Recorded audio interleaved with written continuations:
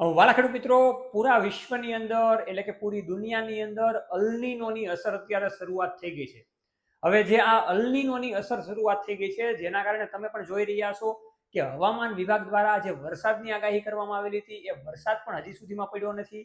ચોમાસાની શરૂઆત થઈ ગઈ છે છતાં પણ, અને વરસાદ એકદમ ખેંચાઈ રહ્યો છે. તો અલ્નીનો શું છે એની મારે તમને આજે વાતચીત કરવી છે. અને અલ્નીનોના કારણે આ વર્ષ આપણું 99% નબળું રહી શકે તેમ છે.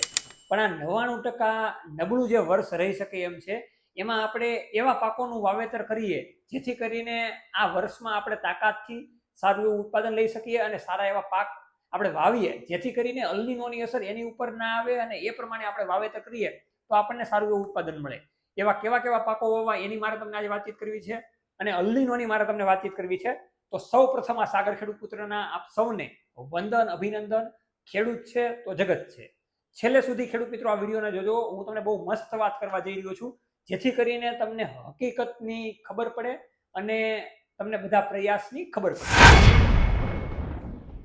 અલ્નીનોની ખેડૂત મિત્રો મારે તમને પહેલા વાત કરવી છે. તો અલ્નીનો એક એવી વસ્તુ કે જે કુદરતી આફત અને કુદરતના કારણે જે પણ નુકસાન આખી દુનિયામાં થાય છે, એ દરિયાઈ સપાટી અથવા તો દરિયાઈ જે જળચક્ર છે એના કારણે આ કુદરતી રીતે થતી એક પ્રકારની સિસ્ટમ છે.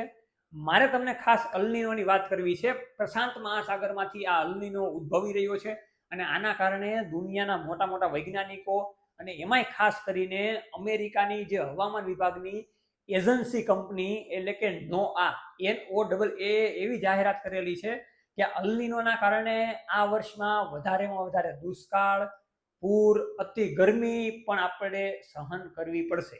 આ તમામ પરિબળો ધ્યાનમાં રાખીને ઘણા બધા દેશની અંદર આનું હાઈ એલર્ટ પણ જાહેર કરી દેવામાં આવેલું છે. પણ પૂરા ભારતની અંદર આની પ્રક્રિયા રહેવાની છે અને અસર પડવાની છે.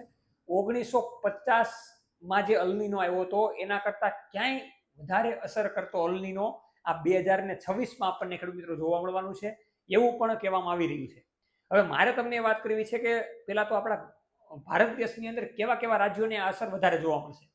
તો એમાં ખાસ કરીને મધ્ય ભારત એટલે કે મધ્યપ્રદેશ, મહારાષ્ટ્ર, ત્રીજા નંબરે રાજસ્થાન અને ચોથા નંબરે ગુજરાત. આ 4 પ્રકારના રાજ્યોમાં વધારેમાં વધારે અલ્નીનોની અસર આપણને જોવા મળવાની છે.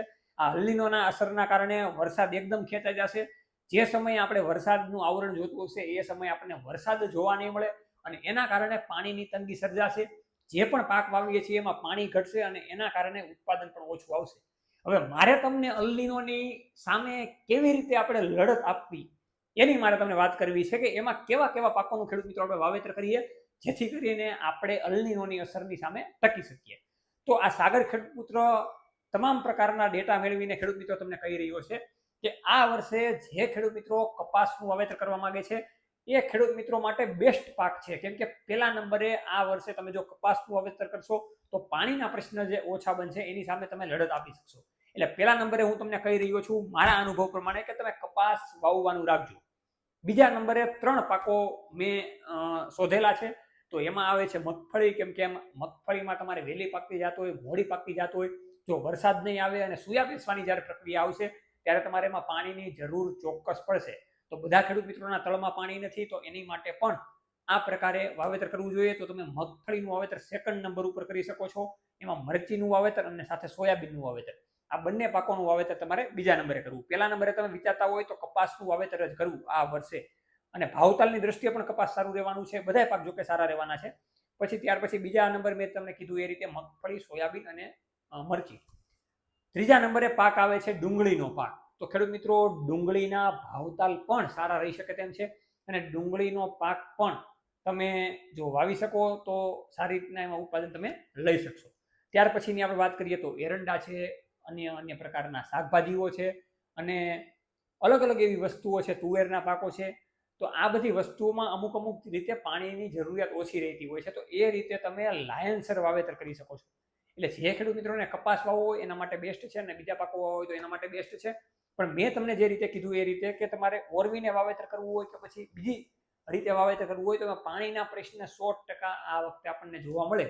તો એ પ્રમાણે આપણે વાવેતર ખેડૂત મિત્રો કરવું જોઈએ, જેથી કરીને આપણી આખી સિઝન બગડે નહીં અને આપણે સારી રીતના અલ્નીનો સામે લડી શકીએ. તો 99% અલ્નીનોની અસર પડવાની છે. પ્રશાંત મહાસાગરમાં એના મોજા ફરી વળી રહ્યા છે. અને એમાં જે સમુદ્રમાં જે ગરમી છે એના કારણે જે વાદળાને વરસવું હોય એ વરસવા નહીં દે અને એને પકડી રાખશે. આ બધી સિસ્ટમ થવાની છે. તો ખાસ કરીને તમે પણ માહિતી મેળવી લીધી છે. તમારી માહિતી સાથે તમારા અન્ય સગા સંબંધી મિત્રો, ખેડૂત મિત્રોને તમારે માહિતી મોકલવી છે તો આપણા પેજને તમે શેર કરી દો અને જેમ બને એમ વાયરલ કરો, જેથી કરીને બીજા ખેડૂત મિત્રોને સારી એવી માહિતી મળે. અને હર હંમેશને માટે આપણે ખેડૂત મિત્રો માટે મળતા રહીશું. જય જવાન, જય કિસાન, જય ખેડૂત પુત્ર.